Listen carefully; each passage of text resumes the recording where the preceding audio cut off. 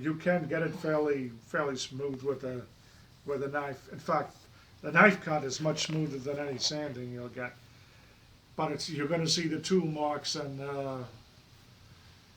some people prefer the sanded look. Personally, I don't much like sanding. This is the block that's cut on the bandsaw. This is also cut on a bandsaw here, like so.